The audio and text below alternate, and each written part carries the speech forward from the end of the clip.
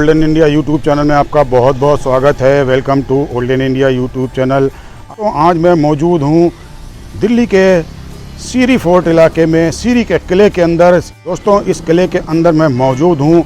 ये किला बनवाया था सुल्तान अलाउद्दीन खिलजी ने।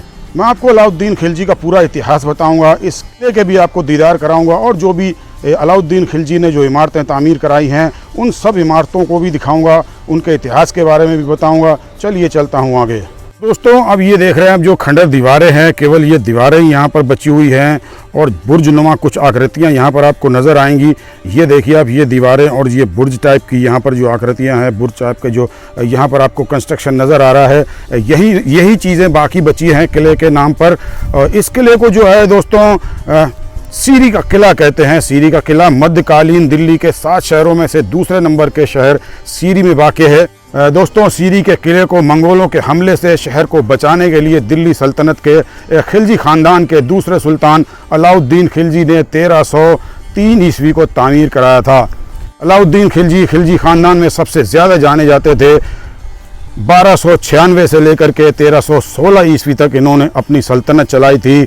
इन्होंने अपनी सल्तनत जनूबी हिंदुस्तान यानी कि साउथ इंडिया तक फैलाई और दिल्ली का दूसरा शहर सीरी बसाया। 1297 से लेकर 1307 ईस्वी के बीच ये सीरी शहर बसाया गया था। अलाउद्दीन खिलजी ने न सिर्फ हिंदुस्तान को बल्कि मगरबी एशिया के सल्जुक ख़ानदान को भी मंगोलों के हमलों से बचाया और दिल्ली में पनाह दी। इन्हीं सल्जुकी ख़ानदान के कारीगरों को दिल्ली के उस दौर के जितनी भी तामीरी यादगार हैं तामीर करने का सेहरा जाता है। अलाउद्दीन खिलजी के बनवाए हुए किले के सामने ही मौजूद है ये यहाँ पर चिल्ड्रंस म्यूज़ियम। और चिल्ड्रंस म्यूज़ियम के अंदर जो 12वीं-13वीं शताब्दी की यहाँ पर निकली है एक सुरंग, जिसे कहा जाता है कि ये 17 सुरंगों में से एक है जो कि अलाउद्दीन खिलजी ने अपने किले में बनवाई थी। वो इस मकसद से बनवाई थी कि ताकि कभी दुश्मन हावी हो जाए तो इन सुरंगों के रास्ते से निकला जा सके। उन्हीं सुरंगों में से ये एक सुरंग यहाँ 5 महीने पहले खुदाई में नज़र आई है। ये देखेंगे आप यहाँ पर, ये उसी ज़माने की सुरंग है और कहा जाता है कि उन 17 सुरंगों में से एक है जो 17 सुरंगें अलाउद्दीन खिलजी ने किले के नीचे बनवाई थी। दोस्तों, मैं कुतुब मीनार कॉम्प्लेक्स में मौजूद अलाई दरवाज़ा भी आपको दिखाऊंगा, अलाई मीनार भी आपको दिखाऊंगा और अलाउद्दीन का बनाया हुआ मदरसा भी दिखाऊंगा और अलाउद्दीन का मकबरा भी आपको दिखाऊंगा। पहले मैं आपको लेकर के आ गया हूं यहाँ सीरी के किले के अंदर। यहाँ पर देखिए, यहाँ पर आपको ऊपर एक खंडर नज़र आएगा। यहाँ पर इसको कहते हैं तोहफे वाला बुर्ज। तो अलग अलग नामों से इस जगह को यहाँ पहचाना जाता है। हालांकि अब यहाँ पर देखने के लिए कुछ बाकी नहीं है। और दोस्तों, अब मैं आपको अलाउद्दीन खिलजी का पूरा इतिहास बताता हूँ। अलाउद्दीन खिलजी का असली नाम अली गुशरफ था। वो दिल्ली सल्तनत के खिलजी ख़ानदान के दूसरे हुक्मरान थे। उनकी हुकूमत शुमाल बस्ती हिंदुस्तान से लेकर अफ़गानिस्तान तक फैली थी। इसके बाद कोई भी हुक्मरान अगले 300 साल तक इतनी बड़ी हुकूमत कायम न कर सका। अलाउद्दीन खिलजी ने 1296 से 1316 ईस्वी तक हुकूमत की। इससे पहले वो कड़ा और अवध के गवर्नर रहे। उन्होंने 4 शादियाँ की थी। पहली बीवी का नाम मलकाए जहाँ, दूसरी का नाम महरू, तीसरी का नाम बिमला देवी वैसला और चौथी का नाम कमला देवी वाघेला था। अलाउद्दीन के चाचा जलालुद्दीन ने अलाउद्दीन को पाला पोसा और तालीम और तरबियत दिलवाई। वो बहुत कम उम्र में ही घुड़सवारी, तलवारबाजी और तीरंदाजी में माहिर हो गए थे। जब चाचा जलालुद्दीन ने दिल्ली सल्तनत पर खिलजी ख़ानदान की हुक्मरानी कायम की और तख्त पर बैठे, तब अलाउद्दीन को अमीर तुजुक की पदवी दी। मलिक छज्जू की बगावत को दबाने में अलाउद्दीन ने अहम किरदार निभाया। इससे खुश होकर जलालुद्दीन ने उन्हें कड़ा मनिकपुर की सूबेदारी दी। विल्सा, चंदेरी और देवगिरी की कामयाब मुहिमात से हासिल होने वाली बेपनाह दौलत ने उनकी पोजीशन को और भी मजबूत कर दिया। ताकत के नशे में चूर अलाउद्दीन ने अपने चाचा सुल्तान जलालुद्दीन का धोखे से कत्ल करवा दिया। 22 अक्टूबर 1296 ईस्वी को उन्होंने अपने 2 सिपाहियों मोहम्मद सलीम और इफ्तिकारुद्दीन से खुद से गले लगते वक्त उनका कत्ल करवा दिया और उसी दिन अपने आप को सुल्तान घोषित कर दिया और दिल्ली में गयासुद्दीन बलबन के बनवाए लाल महल में ताजपोशी करवाई। और दोस्तों, इसके बाद उनका ध्यान सल्तनत की तौसी यानी कि साम्राज्य विस्तार पर था। 1298 में अलाउद्दीन ने उलूग खां और नुसरत खां को गुजरात विजय के लिए भेजा। अहमदाबाद के पास जंग हुई राजा कर्णदेव की हार हुई। 1299 ईस्वी में अलाउद्दीन की फौज ने जैसलमेर पर हमला किया और राजपूत राजा दूदामल और तिलक सिंह को हराया। 1301 ईस्वी में अलाउद्दीन ने रणथंभौर पर हमला किया। हमले की वजह राजा हमीर देव के अलाउद्दीन के मंगोल दुश्मन मोहम्मद शाह और कहब को अपने यहाँ पनाह देना था। इस लड़ाई में राजा हमीर देव मारे गए और राजा हमीर देव के साथ गद्दारी कर अलाउद्दीन से मिल गए रनमल और उनके साथियों को भी मरवा दिया गया। उनका कहना था कि गद्दार किसी का सगा नहीं होता। राजा हमीर देव की रानी रंगदे और महल की दूसरी रानियों और दासियों ने अपने पतियों की मौत के बाद जौहर कर लिया, यानी आग में कूद कर जान दे दी। के बाद 1303 ईस्वी में अलाउद्दीन ने चित्तौड़ पर चढ़ाई की। चित्तौड़ मेवाड़ की राजधानी थी और राजा रतनबल उनके राजा थे। चित्तौड़ का किला सामरिक नुक्ते नज़र से बहुत ही महफूज था, इसलिए अलाउद्दीन इसे हर हाल में अपने कब्जे में करना चाहते थे। ज़्यादातर इतिहासकार रानी पद्मावती की खूबसूरती पर मोहित होकर चित्तौड़ पर हमला करने की बात को मनगढ़ंत मानते हैं, क्योंकि अलाउद्दीन के दौर के लगभग 200 साल के बाद मलिक मोहम्मद जायसी ने अपने महाकाव्य में इस किस्से को लिखा है, जबकि उस वक्त के किसी भी इतिहासकार ने इसका तस्करा नहीं किया है। लंबी लड़ाई के बाद आखिर 28 जनवरी 1303 ईस्वी को सुल्तान किले को अपने कब्जे में करने में कामयाब रहे। राणा रतन सिंह मारे गए और उनकी रानियों और महल की सारी औरतों ने जौहर कर लिया। अलाउद्दीन ने चित्तौड़ का नाम अपने बेटे खिज्र खां के नाम पर खिजराबाद रखा। 1304 ईस्वी में अलाउद्दीन ने सौंखगढ़ यानी मथुरा पर हमला किया। महगवा के पास भीषण जंग हुई। राजा नाहर सिंह भारी लड़ाई के बाद हार गए। 1305 ईस्वी में अलाउद्दीन की फौज ने आइनुल मुल्क की अगुवाई में मालवा पर चढ़ाई की। बहुत भीषण लड़ाई हुई। मालवा के राजा महलक देव ने बहादुरी के साथ सामना किया, पर आखिर महलक देव की हार हुई। किले पर अलाउद्दीन का कब्जा हो गया। सन 1308 ईस्वी में अलाउद्दीन ने सिवाना के राजा शीतल देव को हराकर सिवाना पर कब्जा किया। उज्जैन, धारानगरी, चंदेरी वगैरह को जीतकर दिल्ली सल्तनत में मिला लिया। सन 1311 ईस्वी में कमालुद्दीन की सरबराही में जालौर पर हमला किया और राजा कान्हड़ देव का कत्ल कर जालौर फतह किया। जालौर पर कब्जे के साथ ही अलाउद्दीन का राजस्थान फतह का मुश्किल काम पूरा हुआ। सन 1311 ईस्वी तक उत्तर भारत में सिर्फ नेपाल, कश्मीर और असम ही बचे थे जिन्हें अलाउद्दीन ने नहीं जीत पाया। और मैं आपको दक्षिण भारत यानी कि साउथ इंडिया या जनूबी हिंदुस्तान की अलाउद्दीन की मुहिम के बारे में बताता हूँ। सन 1303 ईस्वी को मलिक काफूर ने तेलंगाना पर हमला किया। तेलंगाना के राजा प्रताप रुद्र देव सेकंड ने हथियार डाल दिए और मलिक काफूर को दुनिया भर में मशहूर कोहिनूर हीरा तोहफे में दिया। 1296 ईस्वी में देवगिरी पर हमला किया और भयानक लड़ाई हुई, पर राजा रामचंद्र देव ने हथियार डाल दिए।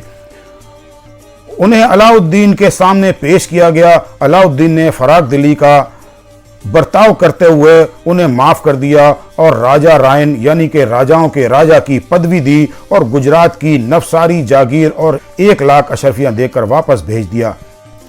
सन 1310 ईस्वी में अलाउद्दीन के सिपह सालार काफूर अपनी फौज लेकर तेलंगाना की राजधानी वारंगल पहुंचा, जहां रामचंद्र देव ने उनकी मदद की। राजा प्रताप रुद्र देव ने हथियार डाल दिए। 100 हाथी, 700 घोड़े और बहुत सी धन दौलत के साथ सालाना टैक्स देने के वायदे के साथ अधीनता कबूल कर ली। सन 1311 ईस्वी में होयसल के राजा बल्लाल थर्ड ने हल्की लड़ाई के बाद ही हथियार डाल दिए। अलाउद्दीन ने बल्लाल देव को भी मान सम्मान के साथ जिंदगी जीने का हक दिया। इस तरह अलाउद्दीन खिलजी ने अपनी हुक्मरानी कायम की, जितनी अगले 300 साल तक कोई भी मुस्लिम सुल्तान न कर सका। सुल्तान अलाउद्दीन खिलजी का आखिरी वक्त बड़ा मुश्किलों में गुजरा। उन्हें कोढ़ की बीमारी हो गई थी। 5 जनवरी 1316 ईस्वी को उन्होंने इस दुनिया फ़ानी को अलविदा कहा। और दोस्तों, आप वीडियो के अगले हिस्से में मैं आपको अलाउद्दीन खिलजी की बनवाई हुई तामीरात के बारे में मालूमात फराहम करूँगा। मैंने आपको सिरी फोर्ट के बारे में पहले ही बता दिया है दोस्तों। हालांकि इसका असली नाम जो था सिरी फोर्ट था, सिरी फोर्ट, न कि सीरी फोर्ट। सीरी फोर्ट इसका नाम इसलिए पड़ा था, सीरी का किला इसको इसलिए कहते थे क्योंकि अलाउद्दीन खिलजी ने मंगोलों के 8000 सर काट करके किले की दीवारों पर टंगवा दिए थे, इसीलिए इस किले का नाम पड़ गया था सीरी फोर्ट। दोस्तों, अब ये जो सामने आप इमारत देख रहे हैं इसे कहते हैं अलाई दरवाज़ा। अलाई दरवाजे को 1311 ईस्वी में सुल्तान अलाउद्दीन खिलजी ने बनवाया था। ये कुव्वतुल इस्लाम मस्जिद का दक्षिणी दाखिली दरवाज़ा है। मैं आपको इसे पास से भी दिखाऊंगा। बहुत बारीक इसके ऊपर नक्काशी की गई है, बहुत ही बारीक स्टोन कार्विंग के लिए ये दुनिया भर में फेमस है। मैं आपको पास से लेकर के चलूँगा। ये रेड सैंड स्टोन से बना हुआ है और इसके ऊपर वाइट संगमरमर से इसको डेकोरेट किया गया है। इसके ऊपर कुरान की आयतें लिखी गई हैं। इसके ऊपर स्टोन कार्विंग बहुत ही खूबसूरत है। चलिए मैं आपको पास लेकर के चलता हूँ और इसकी पूरी बारीकियाँ आपको दिखाता हूँ। ये है अलाई दरवाज़ा। तो चलिए मैं आपको लेकर के चल रहा हूँ अलाई दरवाजे के बिल्कुल नज़दीक और वहाँ चल के आपको दिखाऊंगा इसकी स्टोन कार्विंग किस तरह से इसमें बेहतरीन स्टोन कार्विंग की गई है। इसी स्टोन कार्विंग की वजह से ये पूरी दुनिया में मशहूर है। बारीक बारीक इसके अंदर पत्थर के ऊपर नक्काशी है। देखिए मैं आपको पास लेकर के चलता हूँ। ये देखिए, आप सबसे नीचे से शुरू करता हूँ तो सबसे नीचे यहाँ पर आपको ये स्टोन कार्विंग नज़र आएगी, फ्लावर बने हुए नज़र आएंगे और ऊपर रेड सैंड स्टोन में जालियाँ नज़र आएंगी और यहाँ पर इसी तरह से कई एक बॉर्डर बने हुए नज़र आएंगे रेड सैंड स्टोन में। और उसके ऊपर आ जाएंगे फिर आप यहाँ देखेंगे तो आपको संगमरमर पे यानी कि मार्बल के ऊपर यहाँ कटिंग की गई है बारीक बारीक और उसके ऊपर स्टार की डिज़ाइन की यहाँ पर विंडो लगाई गई है।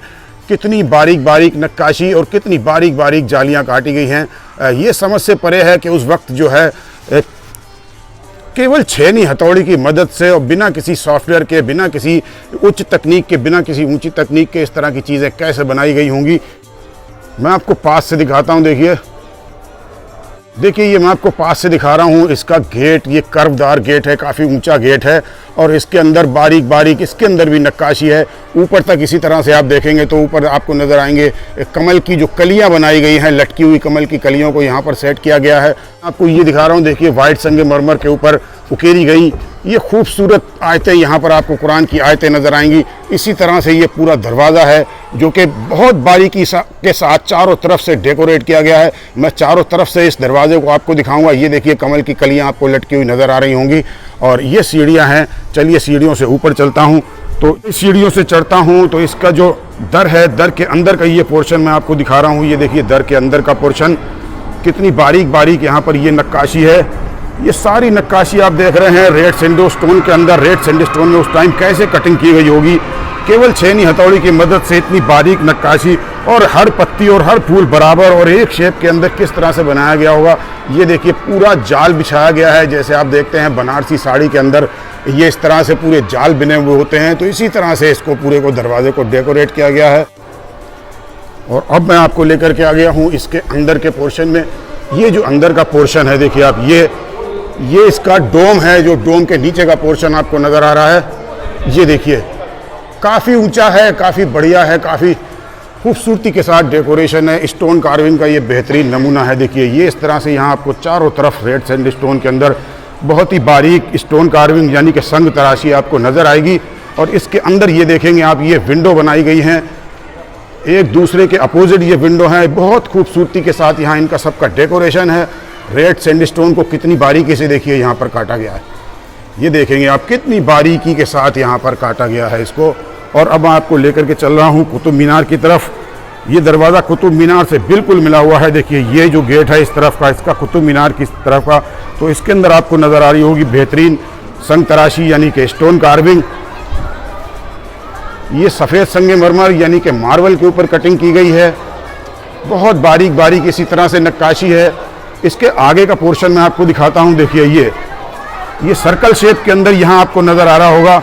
ये नीचे से लेकर के दोस्तों, ये नीचे से लेकर के ऊपर तक इसी तरह से काटा गया है। देख के तबीयत परेशान हो जाती है, दिमाग हैरान रह जाता है कि उस ज़माने में भी लगभग 800 साल पहले इस तरह की स्टोन कार्विंग कैसे की जाती होगी। ना उस वक्त सॉफ्टवेयर थे, ना कुछ इतनी उच्च तकनीक थी। तो ये है वो दरवाज़ा जो अलाउद्दीन खिलजी ने बनवाया था, बहुत ही बेहतरीन। मैं आपको पीछे हट के इधर से भी दिखाता हूँ इसका पूरा व्यू। यहाँ बच्चों की पिकनिक आई हुई है, बहुत अच्छा लग रहा है इन सब बच्चों को देख करके। तो ये देखिए ये है इसका इस साइड का गेट जो कि कुतुब मीनार के बिल्कुल बराबर में है। चलिए अब आपको आगे लेकर के चलता हूँ अलाई मीनार की तरफ। अलाई मीनार एक अधूरी तौर पर तामीर शुदा तारीखी यादगार है जिसे 1300 ईस्वी में अलाउद्दीन खिलजी ने कुतुब मीनार के पास कुतुब मीनार से भी दोगुनी ज़्यादा बुलंदी तक पहुँचाने की कोशिश में बनवाया था, पर यह मीनार 80 फीट ऊंचाई तक ही बन सकी और 1316 ईस्वी में अलाउद्दीन खिलजी की मौत के बाद इसका काम बंद हो गया और आज तक ये दोस्तों उसी तरह से अधूरी पड़ी हुई है। आप देख रहे हैं सामने अनगढ़े पत्थरों की जो बनी हुई अधूरी मीनार है, ये केवल 80 फीट तक ही जा सकी। इसको अलाउद्दीन खिलजी ने कुतुब मीनार से दोगुने ऊंचाई तक बनाने की कोशिश में जो है शुरू कराया था, लेकिन ये उसका मंसूबा अधूरा रह गया और उसकी मौत हो गई। तो अब मैं जहाँ पहुँचा हूँ वो जगह है खिलजी का मदरसा और मकबरा। खिलजी का मदरसा कुतुब मीनार के अहाते में ही मौजूद है जो आप सामने देख रहे हैं। इस मदरसे की तामीर अलाउद्दीन खिलजी ने 1315 ईस्वी में कराई थी। ये इस्लामी तालीम का दोस्तों मरकज़ रहा है। इसी मदरसे के अंदर 1316 ईस्वी में अलाउद्दीन की मौत के बाद उसको दफनाया गया है। चलिए मैं आपको लेकर के चलता हूँ अलाउद्दीन के मदरसे के साथ में ही मौजूद अलाउद्दीन का मकबरा आपको दिखाता हूँ। चलिए अलाउद्दीन के मकबरे के और मदरसे के खंडरात हैं। देखिए किसी ज़माने में इसके अंदर ही तलबा तालीम हासिल किया करते थे, उर्दू की फ़ारसी की तालीम हासिल किया करते थे। ये उस टाइम का अपना मदरसा जो है वो इस्लामी तालीमात का गढ़ रहा है और इस तरह के ये टूटे फूटे खंडर आज इस बात की गवाही दे रहे हैं कि ज़रूर इमारत जो है कभी बुलंद रही होगी। तो मैं आपको लेकर के चल रहा हूँ अलाउद्दीन के मकबरे की तरफ। ये मकबरे की चारों तरफ की दीवार है जो कि खंडर में तब्दील हो चुकी है। ये चारों तरफ का खंडर का इलाका, चारों तरफ ये मदरसा है और मदरसे के बीच में ही आपको खंडर में बदल चुकी ये जो सामने आपको चबूतरा दिखाई दे रहा होगा, यही चबूतरा अलाउद्दीन खिलजी का मकबरा है। मकबरे के नाम पर यहाँ पर एक चबूतरा है और चबूतरे के साथ में चारों तरफ आपको इस तरह से दर नज़र आ रहे होंगे और बीच में नज़र आ रहा होगा ये टूटा फूटा खंडर। ये लगभग 800 साल पुरानी जो इमारतें हैं इनकी हालत जो है अब खंडर में तब्दील हो चुकी है। ये लगभग सब खंडर में बदल चुका है। तो अब ये जो देख रहे हैं आप, ये है अलाउद्दीन का मकबरा जो कि एक चबूतरा बना हुआ है यहाँ पर और चारों तरफ इसके खंडर है। वो आदमी जिसने हिंदुस्तान के सबसे बड़े इलाके पर राज किया वो केवल दोस्तों यहाँ कुछ गज ज़मीन के नीचे दफन है और उसके आसपास ये खंडारात मौजूद हैं। और दोस्तों अब मैं आपको लेकर के आ गया हूँ हौस खास फोर्ट। हौस खास फोर्ट हौस खास गांव में मौजूद है। ये अलाउद्दीन के बसाए गए सिरी शहर का हिस्सा है। इस शहर को अलाउद्दीन ने 1297 से 1307 ईस्वी के बीच में बसाया था। ये देख रहे हैं आप, ये उसी हौस खास फोर्ट के इस वक्त खंडर में आपको दिखा रहा हूँ और यहाँ पर ही मौजूद है ये उस वक्त का ही बनाया हुआ अलाउद्दीन खिलजी का हौज़ अलाई। हौज़ अलाई से ही दोस्तों इधर सीरी फोर्ट के और सीरी गांव के इलाके में पानी की सप्लाई उस वक्त हुआ करती थी। और अब जो मैं आपको ये तस्वीर दिखा रहा हूँ ये है चोर मीनार। दोस्तों चोर मीनार को अलाउद्दीन खिलजी ने 1301 ईस्वी में बनवाया था और इसका बनवाने का मकसद ये था कि चोरों को जो है चोरों के दिल में दहशत को बैठाना, क्योंकि जो चोरी करते हुए पकड़ा जाता था अलाउद्दीन खिलजी उसका सर काट कर रस्सी से यहाँ पर टंगवा दिया करते थे। तो दोस्तों अलाउद्दीन खिलजी के इस तरह के सारे वाक़यात को दिखाने के बाद अब मैं इस व्लॉग को अपने यही खत्म और अलाउद्दीन खिलजी के बनवाए हुए सीरी के इस किले के व्लॉग को अब यहीं पे ख़त्म करता हूँ। उम्मीद करता हूँ ये व्लॉग हमारा आपको पसंद आया होगा। व्लॉग पसंद आया हो तो हमारे चैनल को सब्सक्राइब कीजिए, लाइक कीजिए और शेयर कीजिए। अगले व्लॉग में आपसे फिर होगी मुलाकात। तब तक के लिए अल्लाह हाफिज़।